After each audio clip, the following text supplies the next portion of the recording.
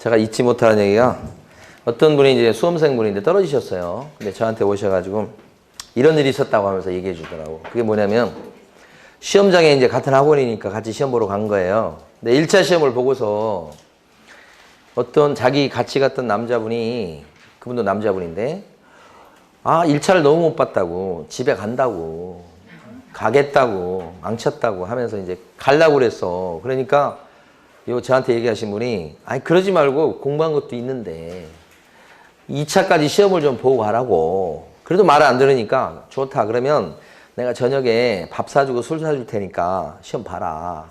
좀 외로웠나 보죠. 그러니까 가려고 했던 사람이, 그래? 그러면 좋아. 그래가지고 시험을 본 거예요. 그분은 이제 대충 봤겠지. 이제 일단 떨어졌다고 생각했으니까. 그런데 나중에 결과가 어떻게 된 줄 아십니까? 그 붙잡았던 사람, 그분은 떨어졌어. 그 붙들린 사람은 합격했어요. 그래서 이게 일반적인 상황은 아니지만 뭘 얘기하는 거냐면 시험 결과에 대해서는 답도 나오기 전에 누가 장담을 합니까? 그래서 그럴 수 있는 사람은 없어요. 그리고 이제 지금 이 순간에 시험을 갖다가 반드시 올해 시험에 무조건 합격이야, 이렇게 할 수 있는 사람은 손에 꼽을 정도예요. 그 시험은 봐가지고 난이도에 따라서, 그 상황에 따라서, 현장 상황에 따라서, 그죠? 이게 합격, 불합격이 왔다 갔다 해요. 그래서 수험생들이 불안한 거죠. 넌 무조건 합격이야, 이런 사람이 몇 명이나 있어요, 전국에. 그런 사람 없고 다 몰려 있어요, 그 점수 때. 그러니까 끝까지 포기하지 마시고 최선을 다하는 게 중요하다고 해요. 그 말씀 꼭 드리고 싶고. 자, 그러면 아까 31번까지 했고요. 그 31번에 이제 1-1번은 생략하겠습니다. 자, 그 다음에 32번 박스 문제로 가볼게요. 휴폐업에 관한 설명 중 틀린 것은, 이것도 이제 쉬운 문제인데, 기억번.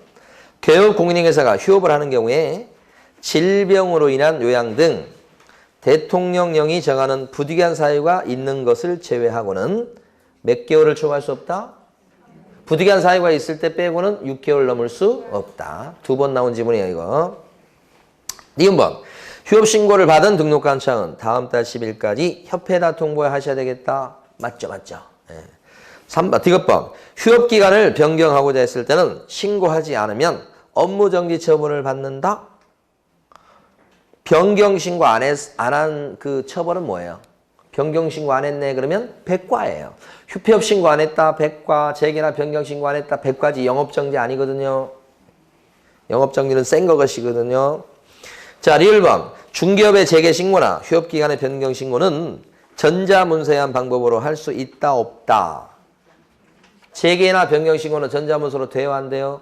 되는 거예요. 등록증 첨부 안 하니까. 미음번. 등록관청은 중개사법상에 폐업신고를 했을 때 부가가치세법상에 폐업신고를 한 것으로 본다. 거짓말이에요. 등록관청에 갈 때는 서류 2개를 다 내야 됩니다. 중개사법상의 휴폐업신고서 내고 부가가치세법상의 휴폐업신고서 내고, 이게 2개를 다 내야 되는 거예요.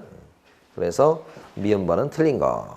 맞는 것은, 틀린 것은 4개입니다. 4개. 정답이 4번이고 니은번 하나 빼고 다 틀렸죠? 자, 그러면 이제 32-1번 풀어보십니다. 32-1번 밑에 거.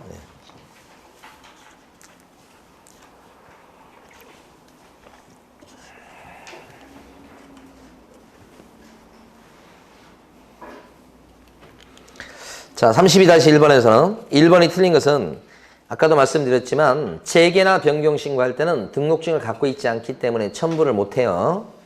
그래서 틀리고 등록증 첨부하여가 틀렸고, 2번은 신고도 없이 3개월을 초과해서 업무 개시 안 했다. 그러면 신고 없이 휴업한 꼴이어서 업무정지가 아니고 뭐죠? 백과. 그 다음에 3번. 휴업기간 중에는 이중소속이 여전히 금지됩니다. 그래서 다른 계공에 소공이 될 수가 없다라고 하셔야 되고요. 4번. 휴폐업 신고할 때는 자격증을 첨부해요? 등록증 첨부해요? 등록증. 휴폐업 신고할 때는 등록증 첨부한다는 거. 또 한 문제 더 틀렸는데 4번은 3개월 이상 그러면 안 돼요. 3개월 초과. 2군데 틀렸습니다. 5번 부가가치세법상의 효표업 신고서를 제출받은 등록관청은 지체 없이 세무서장한테 송부해 주게 돼 있죠. 이렇게.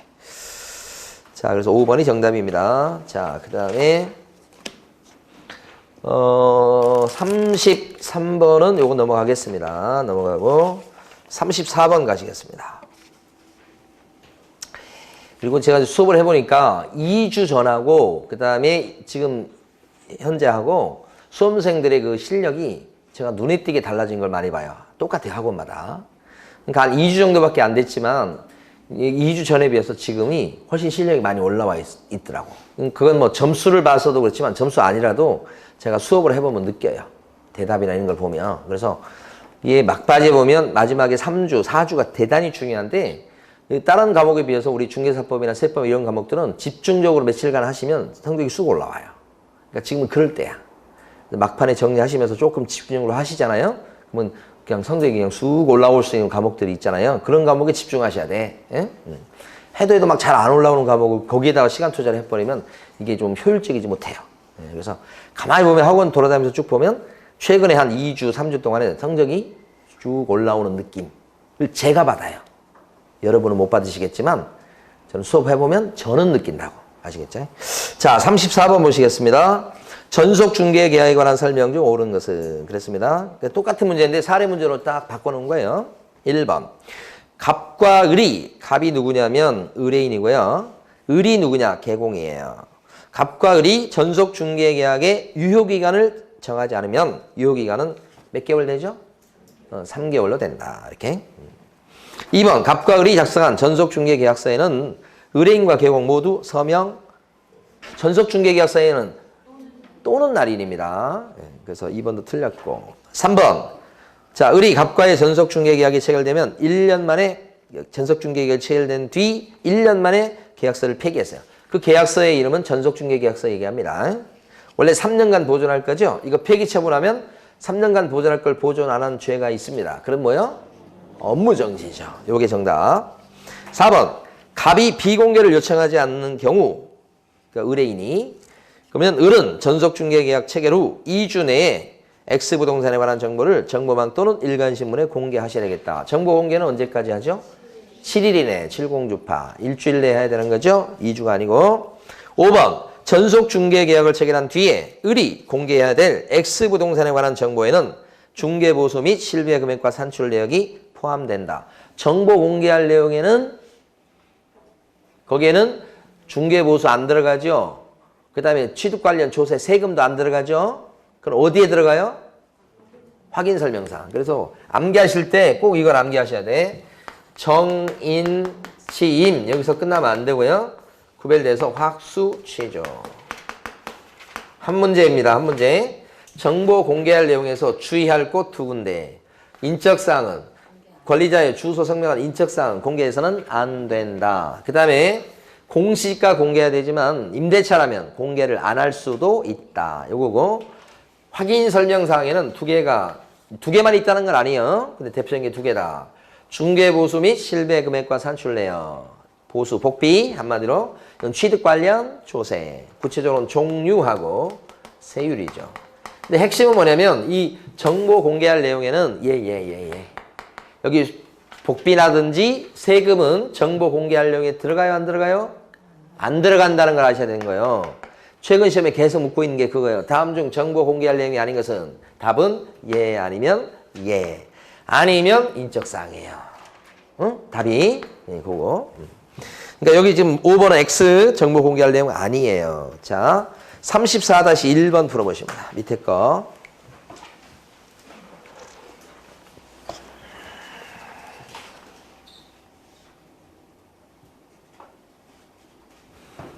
자, 기억번은 이 공시지가 나왔잖아요. 이거잖아요. 임대차라면 공시지가를 공개해서는 안 된다가 아니고 공개하지 아니할 수 있다. 임의적 사항이라는 그 부분이에요. 1번 기억번. 리업문 같은 경우는 업무 처리 사항을 2주일에 1회 이상 보고하게 돼 있잖아요. 그때 말로 보고하면 안 됩니다. 반드시 뭐로요? 서면. 구두 때문에 틀린 거예요. 디귿번은요. 둘째 줄에 보면 배제하고 빼버리고 자기들끼리 한 겁니다. 이때는 중개보수의 뭐예요? 50% 범위 내가 아니고 지불해야 될 중개보수에 해당하는 금액만큼의 위약금을 줘야 됩니다. 그 말이 줄이면 위약금 100%. 100%라는 얘기는 복비만큼의 위약금이다 그 뜻이야. 중개보수 50% 범위 내에서 비용 아니고. 그래서 디귿번 같은 지문이 디귿번 내용이 한 번도 나온 적이 없는데 그게 나올 것 같아요. 디귿번이. X입니다. 리얼번은 전속으로 계약했을 때 정보망 또는 일간신문에 정보를 갖다가 지체 없이 공개합니까? 7일 이내 공개. 예. 근데 공개한 사실을 우리 의뢰인한테 통보할 때는 언제까지 통보하죠? 지체 없이 통보. 공개는 7일 이내. 그래 놓고 공개했다고 알려줄 때는 지체 없이 통보. 아시겠죠? 그거. 자, 보충지문 3번 보셔야죠. 3번. 임대차에 대한 전속 중개 계약을 체결한 개공은 예정 금액에 대한 사항을 공개하지 아니할 수 있다. 어때요? 칠판인데 칠판. 임대차의 경우에는 공개하지 아니할 수 있는 것은 뭐죠? 공시지가죠. 예정 금액은 어때요? 임대차든 뭐든 공개해야 되는 거예요. 아시겠죠? 속으시면 안 됩니다. 3번 보충지문 3번. 예. 임대차의 경우에 공개하지 아니할 수 있는 게 뭐라고요? 공시지가. 공시지가. 예정 금액은 뭐예요? 임대차라도 공개해야 되는 거고. 자, 35번 가시겠습니다. 옳은 것은 1번. 국토교통부 장관은 의뢰인 상호 간의 부동산 매매 등에 관한 정보의 공개와 유통을 촉진하고 공정한 부동산 거래 질서를 확립하기 위해서 정보망을 설치 운영할 자를 지정할 수 있다. 이 정보망을 설치 운영할 자를 지정할 수 있다. 근데 정보망이 뭐 하는 건가요? 정보를 서로 교류하는 거죠. 정보를 서로 공유하는 거죠. 어떤 사람들끼리? 개공 상호 간에. 의뢰인 상호 간에가 틀렸죠? 네. 2번. 전국적으로 500명 이상, 2개 이상의 시군구에서 각 30명 이상의 개공이 가입비용 신청을 해서 그렇게 돼 있을 때만 지정받을 수 있다는 뜻이에요. 500명 이상, 2군데 이상, 30명 이상, 그거 맞잖아요. 근데 2군데 이상이 뭐죠? 시도입니다. 시군구가 아니고. 네, 그래서 X. 3번. 법인인 개업공인에서는 거래응모 사업자로 지정을 받을 수 있다 없다? 없다. 왜 그래요? 중개법인 업무에는 아까 봤듯이 부동산 정보 제공이라는 업무가 들어가 있지 않죠? 그러니까 다른 법인은 다 지정을 받을 수 있어요. 정보방 사업자가 될 수 있지만 누구만큼은 안 되는 거예요. 중개법인 안 된다. 이거죠. 그 업무 때문에 그래요. 그래서 3번이 정답 맞는 거고 4번. 거래응모 사업자로 지정을 받고자 하는 자는 운영규정을 정해서 국장의 승인을 얻어야 되겠다. 어때요? 거래응모 사업자로 지정을 받고자 하는 자가 약관인 운영규정을 만듭니까? 받은 자가 운영규정 만듭니까? 받은 자. 어려워요 이런 거. 그래서 틀렸습니다. 받은 자. 사업자 되고 나서 그 다음에 운영규정 만들어요. 그래서 승인 받습니다. 3개월 내에. 자, 그 다음에 5번. 지정 신청하는 자는 가입자인 개업공인인사가 가입비용 신청서 적어낸 거. 그 다음에 개업공인인사의 개설등록증 원본을 제출해야 되겠다. 이 등록증 원본 제출해버리면 사무실에 뭘 걸어놔야 돼요? 그렇죠? 사본을 뭡니까? 제출하는 겁니다. 자, 그래서 정답은 3번. 자, 35-1번을 빨리 풀어보십니다. 30초 만에.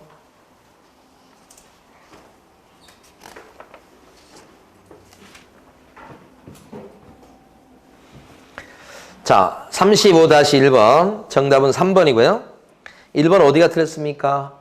사업자는 누구로부터 의뢰받은 정보에 한해서만 공개하시라. 개공. 속으시면 안 됩니다. 이것도. 2번은 어디가 틀렸냐면 그 운영규정 나온 거. 저기 정보망의 이용 및 정보 제공 방법 등에 관한 사항을 요 사항이 요게 운영규정이에요. 운영규정을 만들어서 국장의 승인 받죠? 승인 그러면 언제까지 승인해요? 3개월 내 승인이에요. 3개월 내 승인. 그죠? 30일이 아니고. 그 다음에 3번. 지정 신청할 때 구비서류에는 운영규정 안 들어가겠죠? 지정받은 뒤에 운영규정 만드는 거니까 순서가. 그래서 요게 정답이지. 3번이. 4번은 어디가 틀렸습니다. 예상 문제. 바뀌었죠?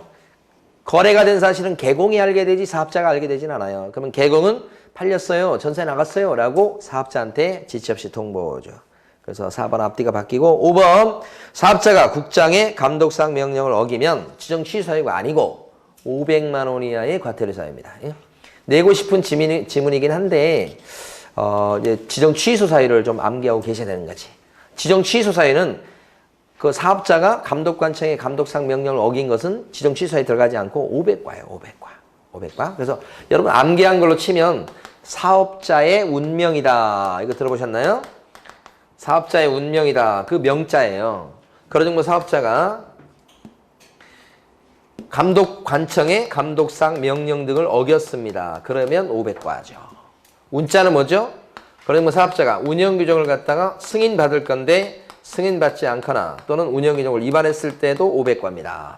500과 과태료사를 암기할 때 개공의 연설이 부당하면 500원, 그래놓고 협회의 공격 개시 명령은 사업자의 운명이다. 그죠? 사업자에 대한 그런 그 500과 과태료는 두 개밖에 없습니다. 요 운명입니다. 운명. 이렇게. 여기가 500과가 되고. 요것은 지정 취소는 안 됩니다. 근데 요것은 지정 취소도 되고 500과도 됩니다. 운자는 지정 취소 사유도 되고 운자는 그 다음에 500과도 되고. 그래서 500과 과태료 사유는 여기 두 개밖에 안 돼요. 운명. 사업자의 운명. 입에 붙어 있어요. 사업자의 운명. 이렇게 500과입니다. 이거. 자, 그래서 틀렸고. 자, 정답은 3번이었고 36번. 설명의무에 관한 설명이 옳은 거. 1번. 개공갑은 확인 설명을 위해서 필요한 경우는 중개 대상물의 매도 의뢰인 또는 임대 의뢰인 등에게 당해 내외부 중개상물의 내외부 시설물의 상태에 관한 자료를 요구해야 된다.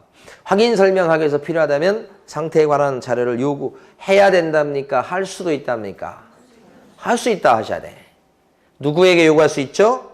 매도인과 임대 의뢰인 같은 이전 의뢰인한테 그쪽에 좀 정보 물어볼 수 있다는 얘기죠. 네, 그래서 여기서는 끝에가 틀렸습니다. 요구해야 된다가 아니고 할 수 있다. 여기서 상태에 관한 자료 요구할 수 있는 거 어떤 자료죠? 상태에 관한 자료는 어떤 게 들어갑니까? 요구해서 물어볼 수 있는 거 4개인데 요새 실내 벽이 환해요. 그 4개를 물어볼 수 있다는 얘기입니다. 요구할 수 있다는 뜻이에요. 네. 여기서도 물어볼 수 있어요. 실내 벽이 환해를. 2번 개공갑은 계약이 체결된 때 확인 설명사항을 취득 의뢰인에게 설명해야 되겠다. 체결된 때가 아니고 체결되기 전. 그죠? 요새 사례 문제를 많이 내려고 막 그렇게 막 애쓰는 게 보이는데요. 그렇다고 해서 막 완벽한 사례 문제가 아니에요. 이것처럼 그냥 조문글 갖다가 그냥 개공갑을 해가지고 막 갑이 어쩌고 이렇게 바꾸는 것 뿐이에요. 그런 게 이제 좀 많아질 거예요. 문제 지문에서. 그러니까 2번은 갑이 누군지 정체를 좀 아시면서 푸시면 돼요. 체결된 때가 아니고 체결되기 전에 이렇게 하셔야 되니까 2번 틀렸죠? 3번 갑은 취득 의뢰인에게 성실 정확하게 설명하고 개공이 부동산 종합증명서, 등기관리증, 확인설명서 등 근거자료를 제시해야 되겠다. 맞습니까? 확인 설명할 때는 정확하게 설명하고 근거자료를 제시해야 되는 건 맞잖아요. 그 제시할 근거서류에는 어떤 것들이 있어요? 5만 가지 것이 다 들어가죠. 등기부, 대장, 토지이용 계획확인서, 지적도, 임야도, 등기관리증, 부동산 종합증명서 다 들어갑니다. 분양계약서 다 들어가는데 안 들어가는 게 2개 있죠. 뭐예요? 확인설명서하고 또 하나는 보증관계증서 사본이죠. 그러니까 이거 틀린 이유는 뭐 때문에 틀린 것이에요? 확인설명서가 쏙 그 마지막에 들어가서 틀린 거죠? 확인설명서는 제시할 근거서류가 아니니까. 그래서 틀린 겁니다. X. 4번 가실게요. 4번. 갑이 법인일 때는 임원사원이 서명 및 날인하되 당해 중개인이란 소속 공인중개사가 있을 때는 함께 서명 및 날인해야 되겠다. 시중 문제집에는 요 지문이 없는 문제집이 없어요. 다 이렇게 나와요. 그러면 X예요. 어디가 틀린 것이에요? 법인일 때는 임원사원이 서명 및 날인합니까? 대표자예요. 대표자. 임원사원 그러면 안 되고 대표자가 서명 및 날인을 하는데 당해 중개인이란 소공이 있을 때는 소공이 대표자랑 같이 하는 거예요. 분사무소는 누가 서명 및 날인을 하셔야 돼? 분사무소라고 나오면 책임자가 서명 및 날인하되 그 다음에 뭐요? 당해 중개인이란 소공이 있을 때는 같이 한다. 이렇게 나오는 거라고요. 네, 그렇게. 그래서 이거 틀린 겁니다. 임원 또는 사원 여기 틀렸어요. 자, 그 다음에 5번. 갑은 중개가 완성돼서 계약서를 작성한 때 확인 설명한 사항을 대통령령이 정하는 바에 따라 서면으로 작성해서 이 서면은 확인 설명서 얘기하는 거예요. 확인설명서를 써갖고 당사자한테 교부하고 몇 년 동안 보존하시는 거예요? 확인설명서니까 3년이죠. 원본을 보존해도 되고 아니면 사본도 오케이 아니면 전자문서 오케이 이렇게 되는 거죠. 응? 그러면 5번을 보면서 이거요. 확인설명서를 작성 교부할 때는 우리 개공은 그 확인설명서를 갖다가 반드시 서면으로 보관해야 된다. OX 반드시 서면으로 보관해야 된다. 그러면 어떻게? 종이로. X. 왜 그렇죠? 전자문서도 있을 뿐더러 공인전자문서센터에 전자계약을 체결해서 거기서 저장을 누르는 순간에 그때는 따로 종이로 된 것을 보관할 필요가 없다는 조문이 또 있죠. 그거 들어보셨죠? 네, 그래서 그런 경우가 있기 때문에 반드시 뭐 서면으로 보존해야 된다. 뭐 원본을 보존해야 된다. 반드시. 그러면 X예요. 네. 자, 그 다음에 36-1번 박스 문제니까 여러분이 한번 풀어보십니다. 박스 문제.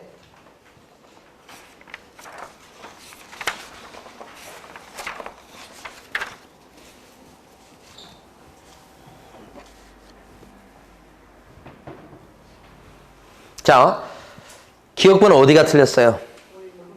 보유 들어가면 안 됩니다. 취득 관련 조세만 설명해요. 보유 때문에 틀린 겁니다. 니은번은요. 설명 의무사항이 아니더라도 그릇된 정보를 잘못 설명해서 손해를 주면 책임져야 되는 거죠. 선관주의 의무 위반에 해당됩니다. 그래서 니은번도 X. 디귿번은요. 설명사항에 권리관계에 들어가는데 그 설명사항에는 권리자에 관한 사항도 포함된다. 설명할 때는 세입자 집어넣어 줄 때요. 주인이 아무개다. 김아무개다. 그 실명도 얘기하면서 설명해 줘야 되는 거예요. 앞에 있는 사람한테 이렇게 확인 설명할 때는 침투경하면서 얘기해 줘야 돼. 이 사람한테는. 그런데 인터넷상에 널리 정보를 공개하는 것은 그 성명이나 주소 같은 거 함부로 올리면 안 되지. 그런데 앞에 있는 사람한테 설명할 때는 얘기해 줘야 되는 거지. 그래서 정보 공개하는 거랑 널리 퍼뜨린 거랑 확인 설명은 다르다는 거지. 확인 설명은 권리자에 관한 사항도 포함된다. 정보 공개할 내용에는 인적사항 공개해서는 안 된다. 그걸 착각하시면 안 되지. 예? 그래서 디귿번은 맞고 리을번은 어디가 틀렸어요? 무조건 출제될 건데 소공이 설명을 잘못했죠. 그럼 500가가 아니고 뭐예요? 자격정지지. 그래서 옳은 거 보라고 했으니까 정답이 3번입니다. 밑에 있는 보충지문 1번 보시겠습니다. 개공은 확인설명서를 3년간 보존해야 될 걸 보존 안 했습니다. 그러면 500만 원의 과태료다. 맞습니까요? 이거 500과가 아니고 업무정지 사유입니다. 빨간 눈사람의 밑에 몸뚱아리. 그쵸? 네. 그제 제가 우리 작은 놈을 학교 데려다 주는데 날씨가 요새 쌀쌀하잖아요. 근데 목이 없는 티를 입고 가더라고. 그래서 이제 제가 맨날 강조해서 야, 감기는 목으로 들어오는 거다. 이렇게 얘기하는데도 안 들어먹어요. 네. 원래 사람은 남의 얘기를 안 듣기 위해서 태어난 것 같아요.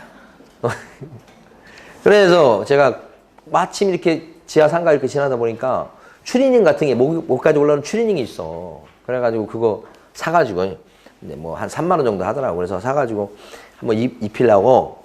제가 입어보니까 제가 이게 맞아. 네. 그래가지고 가가지고 이제 걔한테 줬더니 이놈이 안 입는다는 거야. 왜 안 입냐고 그랬더니 그게 나한테 맞을 것 같아? 하면서 막 아니 너 아빠한테도 맞는데 너한테 맞지? 그러니까 지가 이렇게 입어보더라고. 입는데 배가 이렇게 나와갖고 이게 잘 채워지지 않는 거예요. 그 지가 또 그기 때문에 또 속상하고 화가 나는가? 그럼 많이 처먹지 말든지. 그러고는 지가 그 옷을 못 입는다고 막 화를 내는 거예요. 그리고 안 입는다는 거야. 안 입는다고. 아빠는 그거 바꿔 오든지 막 하라고 막 그러는데 그 언제 또 바꾸러 갑니까? 그랬는데 어제 저희 장모님이 오셨는데 저희 집사람이 꾀를 내가지고 엄마 주려고 샀어 해가지고 장모님한테 장모님이 기분 좋아서 가셨대. 예. 자. 자, 37번 보시겠습니다. 개공갑과 소공을은 중개자 법령에 따라 계약서를 작성하고자 합니다. 계약서입니다. 이번에 옳은 것은 1번. 개공갑은 중개대상물에 대해서 중개가 완성된 때에만 계약서를 작성 교부해야 된다. 맞는 말입니다. 중개를 완성시켜 주었을 때만 계약서 써주는 거예요. 자, 2번. 갑이 작성하여 당사자에게 교부한 계약서의 원본, 사본 또는 전자문서를 보존해야 될 기간은 3년이 아니라 5년. 쉬운 문제죠. 을이 계약서를 작성할 때 을은 소공이에요. 여기 나올 때 소공, 계공 잘 구별해서 문제 푸셔야 됩니다. 사례 문제 나올 때 이렇게 나올 가능성이 높은데 정신만 차리시면 돼. 소공, 을이 계약서를 작성할 때는 갑과 을이 계약서에 서명 또는 날이란다. 또는 아니죠. 계공이 됐든 소공이 됐든 미시죠. 미. 그 다음에 4번 을이 소공입니다. 2개 이상의 서로 다른 계약서를 작성했을 때는 과태료 사유에 해당된다. 과태료가 아니고 소공이니까 자격 정지죠. 그 다음에 5번 국장은 갑과 을이 작성한 계약서에 표준 서식을 정해서 그 사용을 권장해야 되겠다. 갑과 을이 작성하는 계약서에 표준 서식을 정해서 그 사용을 권장해야 된다. 국장은 권장해야 된다요? 할 수 있다요? 할 수 있다지. 그래서 틀렸지. 할 수 있다라고 고쳐놓고 등록관청이 권장할 수 있다고 나올 가능성도 있어요. 등록관청은 표준 서식을 정해서 권장할 수 있는 사람이 아니에요. 네. 자, 정답은 1번이었고 37-1번 암기사항인데 자, 풀어보십니다.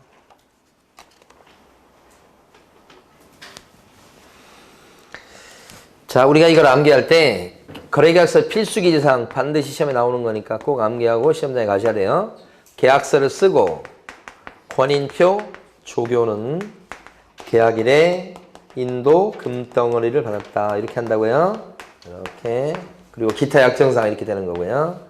요게 권리 이전의 내용, 요게 인적사항, 요게 물건의 표시, 요 조건 기한이 있을 때 조건 기한, 요게 확인 설명서의 교부 일자, 요게 계약일, 요게 물건의 인도 일시, 요게 거래 금액, 계약 금액 들어간다는 것도 꼭 알아두시고, 그 다음에 그 지급 일자 이런 거고 기타 특약사항 이렇게 되니까 기억번호 안 들어갑니다요. 보수 없죠. 니은번은 들어갑니다. 디귿번은 들어갑니다. 권자죠. 권. 리을번은요. 교죠. 교 들어갑니다. 예정금액은요. 안 들어갑니다. 예정금액이 아니고 뭐라고 하셔야 돼? 거래금액 또는 계약금액이 들어갑니다. 예정금액 아니고. 자, 넘어갑니다. 이제 38번. 옳은 것은 그랬습니다. 1번. 대토권 매매 등을 알선한 행위가 공제사업자를 상대로 개공의 배상 책임을 물을 수 있는 중개행위에 해당하냐 그랬을 때 중개행위에 해당하지 않습니다. 요거 아직 안 나온 아주 중요한 판례라고 그랬죠. 자, 2번 계열 공인중개사가 자기의 사무소를 다른 사람의 중개행위 장소로 제공함으로써 거래 당사자 또는 제3자에게 발생한 재산상 손해에 대해서 손해배상 책임이 발생하게 됩니다. 그랬습니다. 거래 당사자가 입은 재산상 손해만 물어주게 돼 있어요. 당사자가 아닌 제3자가 입은 손해는 책임 안 져. 법상. 그래서 제3자 때문에 틀렸습니다. 3번. 판례에 의하면 중개사법 제30조 제1항의 중개행위에 해당하는지 여부는 중개행위 책임. 법 제정 목적에 비추어 볼 때 개업 공인중개사가 진정으로, 이 진정으로라는 단어가 중요한 거예요. 진정으로 이 말은 주관적으로 이 말하고 똑같은 말이에요. 기출문제에도 그대로 나왔던 건데 또 판례 내용이기도 하고 수험생들이 이걸 잘 몰라보시더라고. 진정으로 당사자를 위해서 거래를 알선, 중개하려는 의사를 갖고 있었냐에 따라서 결정할 것이 아니죠. 그러니까 이게 중개행위요 아니요를 진정으로 그렇게 하려고 했냐 아니면 주관적으로 속마음으로 그렇게 하려고 했냐 이렇게 판단할 것이 아니고 사회 통념에 따라 어떻게 판단합니까? 객관적으로 결정을 한다. 이렇게. 그러니까 여기 주관적으로 이 말 나왔으면 다 맞추셨을 거예요. 그런데 진정으로 이 말 나오면 정답률이 좀 떨어집니다. 같은 말이에요. 같은 말. 사회통념에 따라 객관적으로 판단한다. 이게 맞는 말이고 둘이 같은 말이라는 거 생각하시고 그 다음에 이제 4번 개별 공인중개사는 보증 설정 금액 범위 내에서 배상 책임을 진다. 그렇습니까? 개공이니까 어떤 거요? 전손해에 대해서 책임지는 겁니다. 자, 틀렸고 5번도 판례입니다. 경매대상 부동산에 대한 권리분석 및 취득의 알선은 30조 개공의 배상 책임을 져야 하는 중개행위에 해당한다. 배상 책임을 져야 될 중개행위는 경매 알선행위도 들어갑니다. 사기나 횡령한 것도 들어가지요. 하여간 배상 책임을 져야 될 중개행위는 다 들어간다고 생각하시면 돼. 안 들어가는 거 2개가 있죠. 동그라미 1번에 나왔던 대토권 매매 알선행위는 배상 책임을 질 중개행위에 들어가지 않고 또 하나 판례가 하나 더 있죠. 바로 오피스텔에 대한 중개보조원의 직접 거래 행위. 어떤 사람이 오피스텔을 구하러 왔더니 그 중개보존이 자기가 갖고 있는 오피스텔을 그 사람한테 세를 놓고 바로 임대체계약을 한 거예요. 그건 배상 책임을 져야 될 중개인에 들어간다고 볼 수가 없다. 그래서 오피스텔 직접거래 행태하고 그 다음에 대토권 매매 알선행위는 배상 책임을 져야 될 중개인이 들어가지 않는다. 근데 오피스텔 직접거래 케이스는 시험에 나왔어요 이미. 아직 안 나온 것은 대토권 매매 알선행위가 아직 안 나왔죠. 이 두 개가 배상 책임을 져야 될 중개인이 들어가지 않는다는 거. 네. 그죠? 네.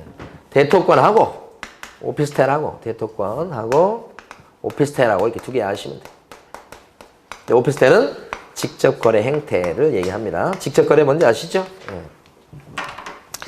자, 어쨌든 5번이 정답 맞는 겁니다. 그러니까 경매 알선행위도 중개인에 들어갑니다.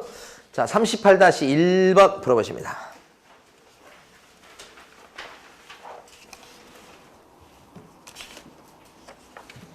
자, 38-1번에서요.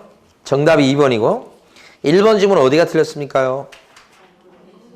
개설 등록전이 아니고 업무 개시 전. 업무 개시 전이나 업무 시작 전이나 같은 말이에요. 그 다음에 2번은 고의로 인한 경우에도 보증기관은 꼼짝없이 지급할 의무가 있다. 이거 맞고 3번은 어디가 틀렸을까요?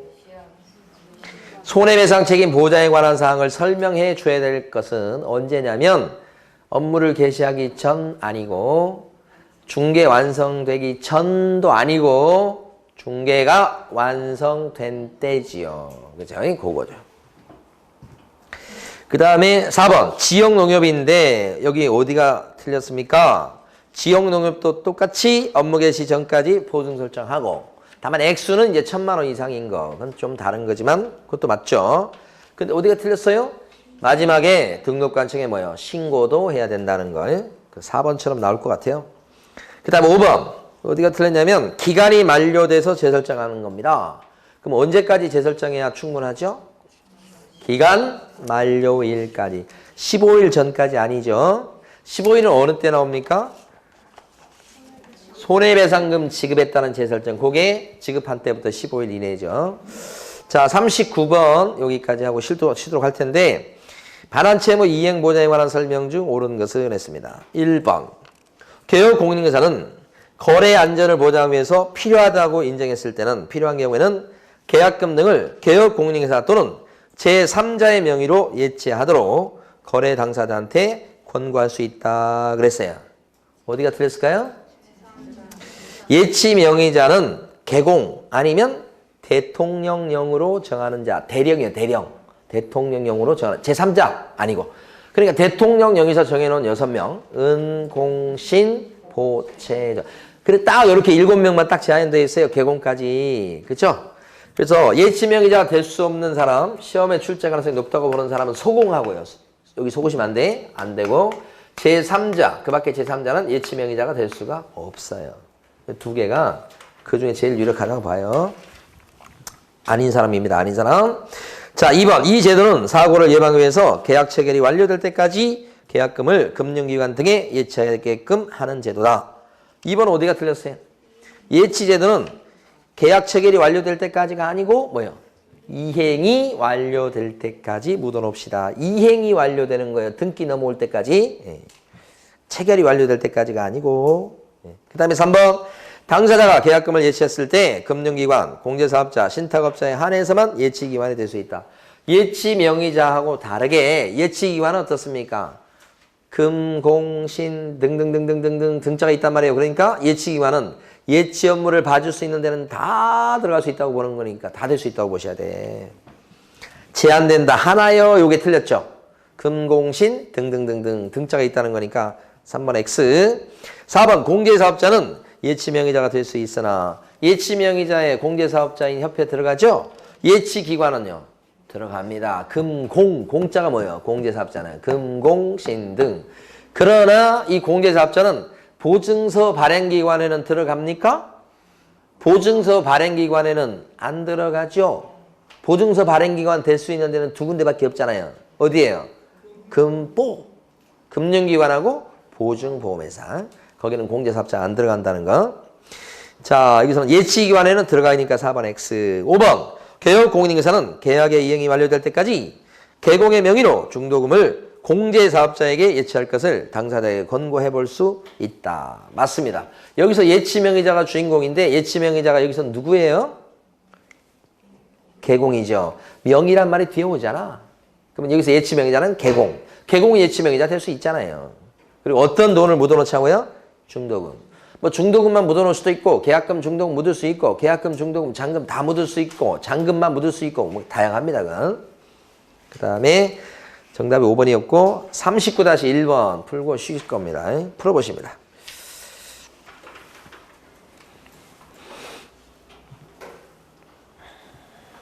자, 옳은 것은 1번이고 그 예치명의자인 개공은 예치명의자가 되면 세 가지 의무가 생기죠. 첫 번째는 분리시켜놔야 되고 그 돈은 함부로 꺼냈으면 안 되는 의무. 그 다음에 이제 뭐 필요한 약정을 하시오 그런 것도 있는데 뭐 시험에서는 그게 중요하지 않고 세 번째 의무가 중요하죠. 보증 설정해야 되죠. 임의로 인출해서는 안 되는데 임의로 인출할까 봐 보증 설정하게 되어 있죠. 네, 그렇게. 그래서 그 세 가지 의무를 위반하면 6개월 이하의 범위 안에서 영업정지를 당할 수 있다. 맞는 얘기입니다. 1번이. 그 다음에 2번은요. 예치명의자인 개공은 의무가 생기죠. 자기의 돈하고 분리시켜서 관리하여야 한답니다. 정확히 얘기하면 관리될 수 있도록 하여야 한다고 돼 있어요. 그러니까 분리시켜야 된다 이 뜻이죠. 그 다음에 이제 3번 지문 같은 경우는 2억 원 이상이 틀렸죠. 왜 그러냐면 예치 금액만큼을 설정해야 돼. 임의로 인출할까 봐서 보증 설정하도록 하는 거니까 묻어놓은 돈만큼 하셔야 돼. 획일적으로 1억 이상, 2억 이상 하는 거 아니란 말입니다. 요렇게 틀리게 나올 가능성이 대단히 높다고 봅니다. 3번처럼. 그 다음에 4번은 이건 이제 사전 수령하기 위해서는 보증서 끊어오는 게 필요해요. 보증서는 두 군데에서 끊어준다고 그랬죠. 금보 두 군데밖에 없으니까 그 보증서를 누구한테 갖다 줘야 미리 돈을 빼갈 수 있어요? 예치명의자. 매수인 아니고 예치명의자한테 돈 갖다 줘야 미리 돈을 뭐예요? 빼올 수 있다는 겁니다. 우리 매도인, 임대인 이런 사람들이. 5번은 반환채무 이행 보장과 관련된 실비는 누구한테 받아내는 거죠? 이거 실비 쓴 거? 반쯤 취했다. 이전 의뢰인이 아니고 매수인, 임차 의뢰인 같은 취득 의뢰인한테 받아내는 거죠. 반쯤 취했다. 그거 암기해 두셔야 됩니다. 많이 나온 건 아닌데 나왔을 때 틀리시면 곤란합니다. 진짜. 자, 쉬었다가 자, 세 번째 시간 하겠습니다.